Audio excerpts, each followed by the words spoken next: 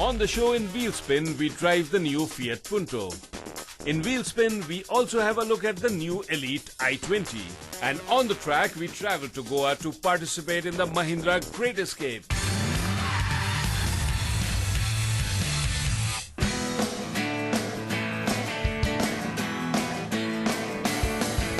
The Fiat Punto had always been a nice car, big, spacious and powered by a 1.3-litre multijet diesel unit from Fiat, which is easily one of the best diesel engines available in the market today.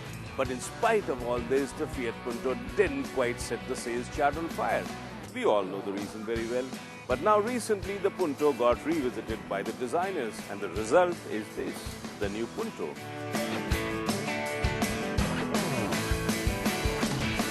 The Punto has been one of the best-selling cars from the Fiat stable globally, and Fiat in India had positioned the Punto as a practical hatchback with a high style quotient. Initially, at the time of its launch, the Punto had been received rather well, thanks mainly to its big car looks and the abundant cabin space it offered. But the company's retail alliance with another brand is what had finally led to a slowdown in the Punto's sale and erosion of the company's brand value. But times are changing and now Fiat is on its own in terms of selling the car and creating a brand new dealership infrastructure in the country.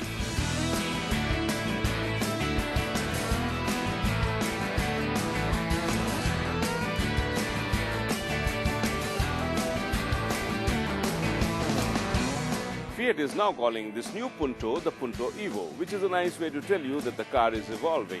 But if you have one look at it, you know that this is a new Punto. And what helps you do that are these headlamps here, big and prominent and adds to the striking look of the car. Fiat calls them the reindeer headlamps. I don't know where that name is coming from because after all, Fiat is not really a Scandinavian manufacturer. Had it been so, I might have understood. But anyway, that's what they're calling it. But what this does to the car is give it a very prominent look. And then there are a lot of chrome garnishing around the grille here, around the fog lamps. Again, all these things are adding to the look. The side view mirrors now get blinkers on it and the tail lamp cluster too has changed. So as far as cosmetic upgrades go, there are quite a few of them and this is what has given the new Punto a new look.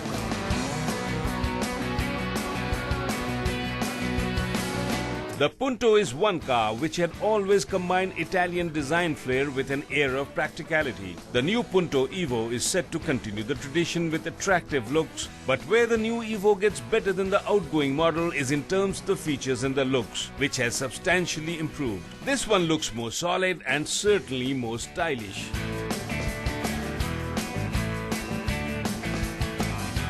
The styling changes have been carried to the interiors as well, which is just as good because the interiors of the old Punto did look a bit drab. But here, everything has changed, including the upholstery here and the seat. The seat here now looks quite nice. The fascia is quite attractive, although it's a single color. But there's a touch of piano black here. And what I like is this little thing which allows you to keep your knickknacks in and also close the lid. The instrumentation here is now chrome ring and it's big and easy to read. It adds a nice touch, these chrome rings, gives you a sporty feel. The steering wheel too is nice and chunky and there is some hand-stitched leather here and on the gear knob which adds a nice touch. And the wheel is quite functional as well with multifunction buttons on it. The interiors of the Punto are tastefully made and offer decent space both for the front seat as well as for the rear one. It is the boot space of the Punto which impresses at 280 litres and the rear seats are folding which adds to the luggage carrying capacity. And what really adds to the practicality of the Punto is a high SUV-like ground clearance of 185 millimeters, which easily is the highest in the hatchback segment. You will find that this new Punto is quite well equipped, but I still find there are a few features which are missing, especially on a top trim like this. For example, the key doesn't have a remote opener to open or lock the door. There are no parking sensors here, no reversing camera which will help you park easily. There is a dead pedal here, but it doesn't look like as if it's of great quality and it looks like an add-on. The door pockets here, like in most European cars, lack the depth. So when you stick in a 1 litre bottle, as we tend to do in India because we do drink a lot of water, it tends to tumble out.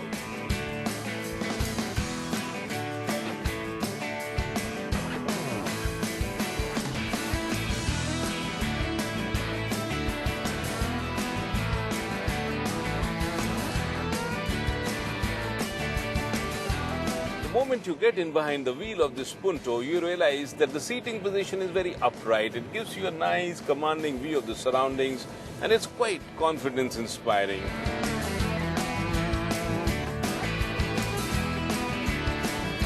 This chunky steering wheel feels quite good to hold, and once you are on the highway and you are doing nice cruising speeds, the car feels very, very planted. The ride is in fact very reassuring. It's neither very hard nor is it very soft that it wallows and corners quite confidently. It's a car that you would like to drive on the highway.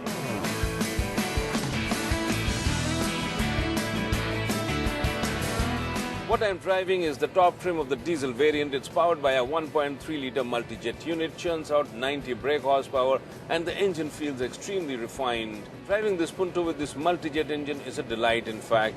It cruises very nicely. Even at low speeds, there are no noise, vibrations, and it feels very, very smooth. This is easily one of the best diesel engines I have driven in a long time.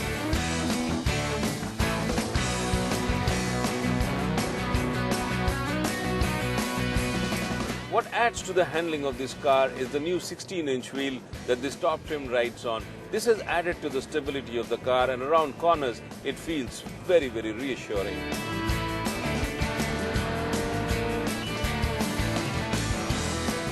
If you spend time behind the wheels of this Punto, I think you will find it a very rewarding experience. The multijet unit drives very well, the power delivery is very linear, and the best part is that you don't have to make those diesel filling stops that often. Overall, the Punto is a nice driver's car. The Punto is sold in India with both the diesel as well as the petrol engine options. In fact, the petrol offers you two engines, the 1.2-litre and a more powerful 1.4-litre.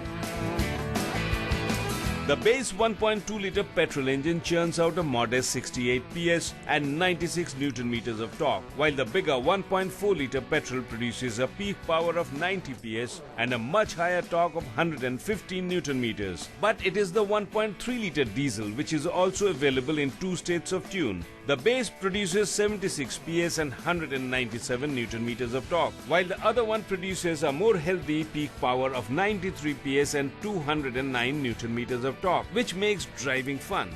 Also, the more powerful diesel, according to ARI certification, has a fuel efficiency of 20.5 km to a litre, which makes it an economical as well as a fun car to drive around in. The base diesel has a fuel efficiency which is marginally higher at 21.2 km to a litre.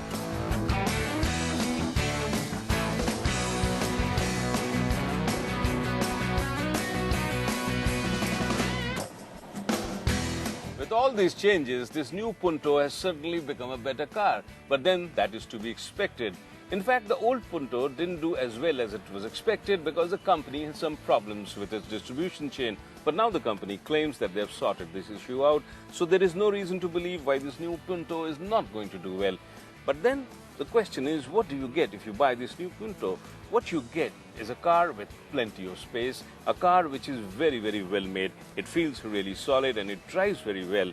The engine, the 1.3-litre multijet, is one of the best known engines which is both reliable as well as delivers performance. And on top of all this, the car is nicely competitively priced. So overall, the package works.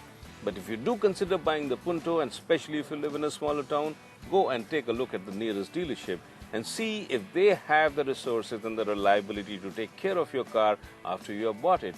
And if that is so, then there is no reason not to buy this Punto.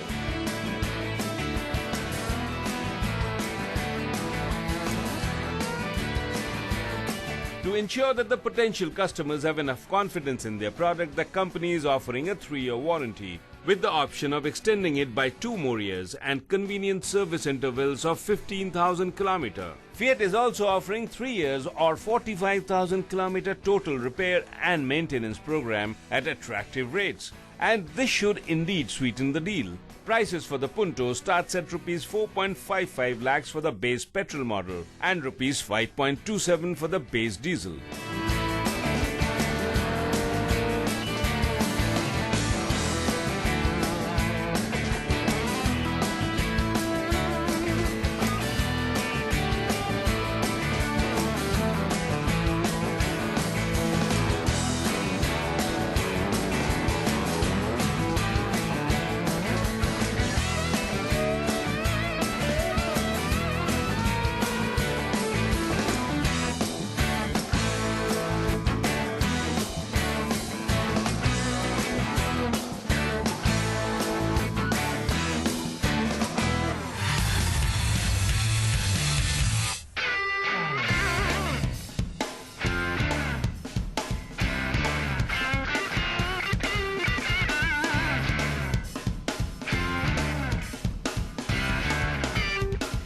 One of the cars that have done remarkably well ever since its launch way back in 2009 is the biggish hatch from Hyundai, the i20. The i20 had actually been a very nice looking car even when it was born and launched in the Indian market in 2009, but then, like all of us, it also aged. So what Hyundai has now done is to give it a new fresh look and call it the Elite i20.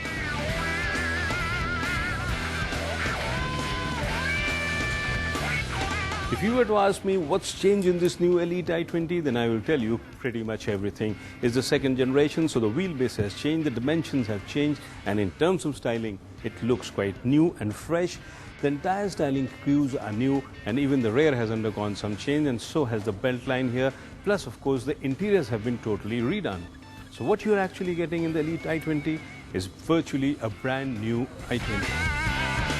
The new Elite i20 is characterized by a new design elements like the huge 3D hexagonal front grille, which does catch the attention and make sure that you take notice of the car. The swept back headlamps also add to the front look and gives it a fresh appearance. The bonnet too has changed and become much bigger, and this in fact makes the Elite i20 look much bigger too. In fact, this car is longer and wider than the outgoing model, and on this trim rides on 16-inch wheels, which further give it a taller stance. Overall, the car looks much muscular and sporty. In the rear, the wraparound tail lamp cluster is all new. The door handles too are finished in chrome, and the C-pillar, to add further to the sportiness, is now painted in matte black. Overall, the Elite i20 looks confident and is a radical departure from the outgoing one in terms of styling. When you step inside the new Elite i20, you'll be hard put to tell that this is an i20 that you are used to, because this isn't. This is a new car.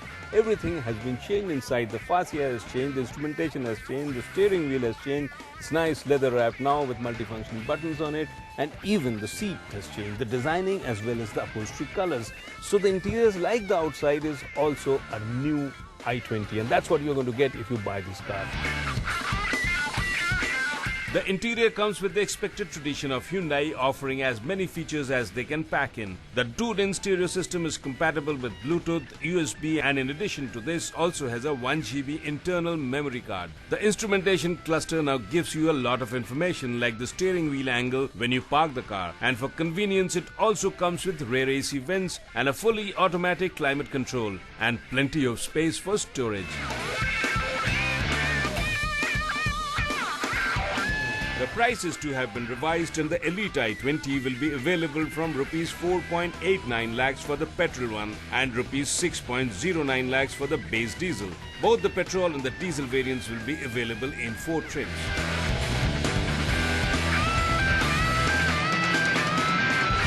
While the cosmetic makeover of the i20 is pretty much a complete job, but what you get under the bonnet remains the same. A 1.2 litre petrol and a 1.4 litre common rail diesel. The company says that they have worked on the engines and it's become much more fuel efficient, but that remains another story when we drive the i20 next week.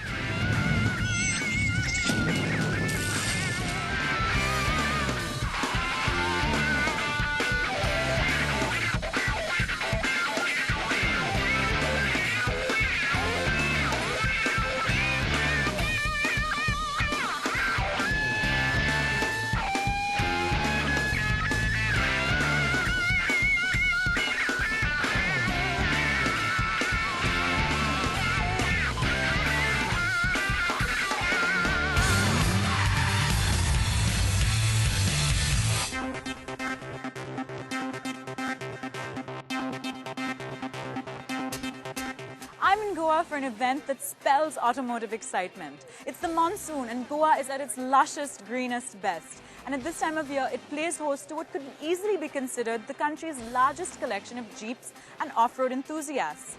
Now, this is an event called the Great Escape, and it's organized by Mahindra & Mahindra, India's largest utility vehicle manufacturer. It's an event for customers and for some serious off-road junkies like us.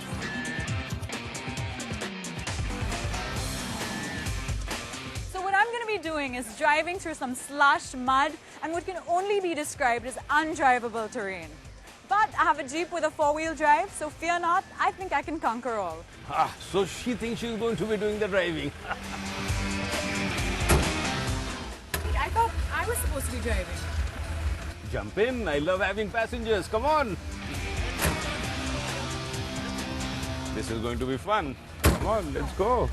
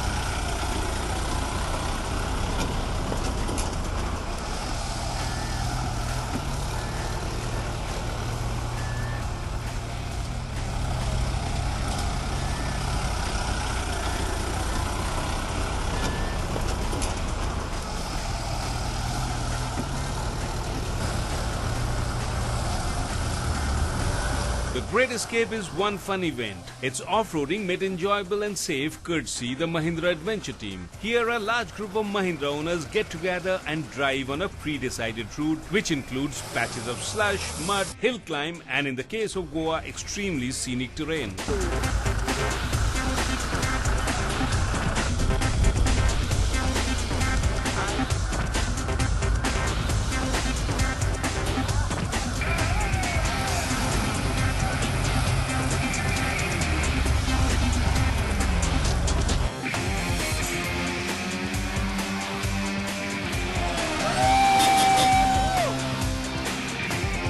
Mahindra does 10 of these great events every year in different parts of the country. But my favorite, of course, remains Goa.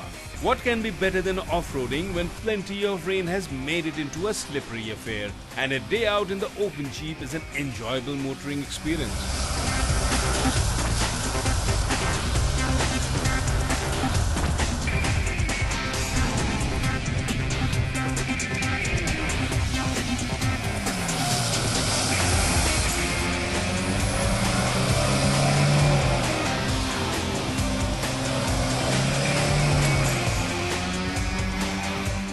At least I'm here, even if I'm not driving.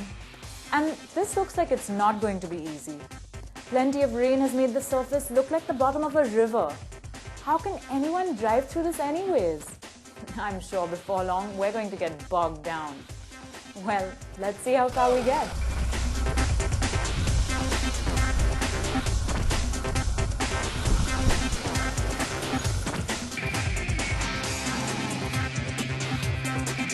So Rajiv, how long is the route?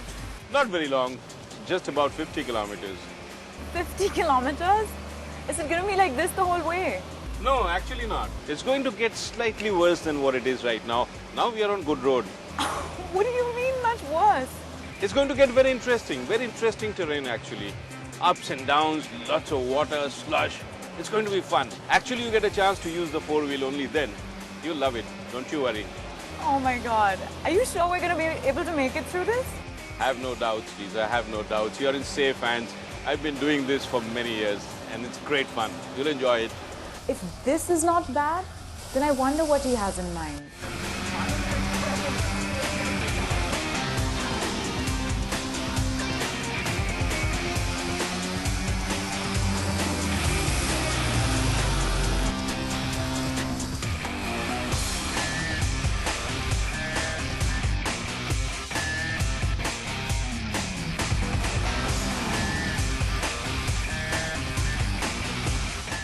Rajiv, what's the trick to driving through this terrain? Well, actually, it's very simple. All you have to do, if you are in really slushy, tricky terrain, put this into the four-wheel mode, which will give traction to all the four wheels. And once you have traction on the four wheels, you can pretty much go through most of the terrain. You have to attack, so you come in with full power, put it in the first gear, depending on the incline, and then just go for it. And you should be able to cross most of the terrain. So while you are doing this, look out for a place maybe on one side which has got little more traction, maybe the ground is a little dry or it has got some rocks on it. So try and place the wheels on that side, so that will give you some additional traction. It's really simple, it's not that tough. I'm not sure, Rajiv. I have my doubts, huh? Quite easy. My foot. With every yard we're moving, I'm convinced that this is the last yard we'll cover before getting bogged down. Some idea of fun people have.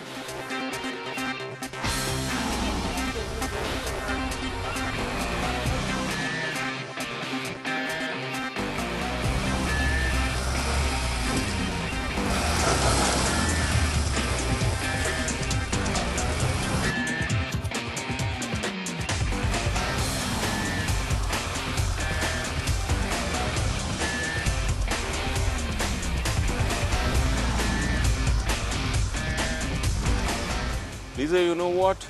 You've been a good girl. So, your wish is going to be fulfilled now. You get to drive. Okay, Lisa. Have fun. Remember to put that on the four-wheel and give her enough gas and you'll be okay. See you there.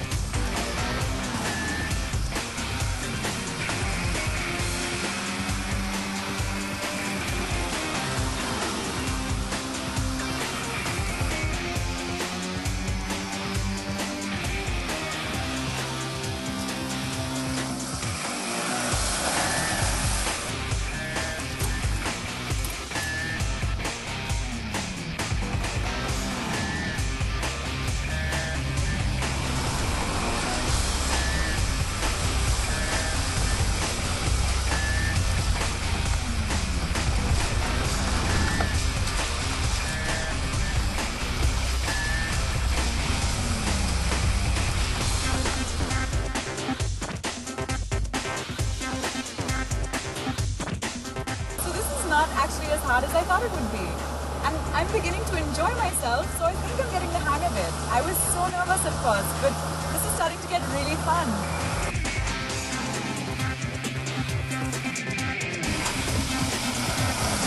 Not bad, huh?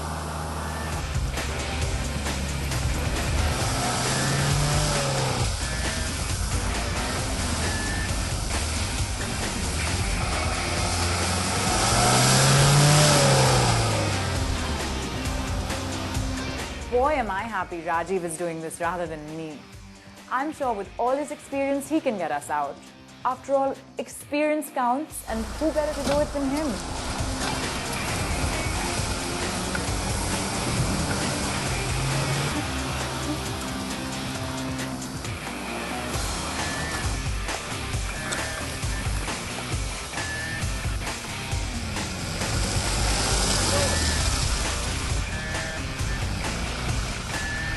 Today was such a fun day. Honestly, off-roading has been much more enjoyable than I ever thought it would be.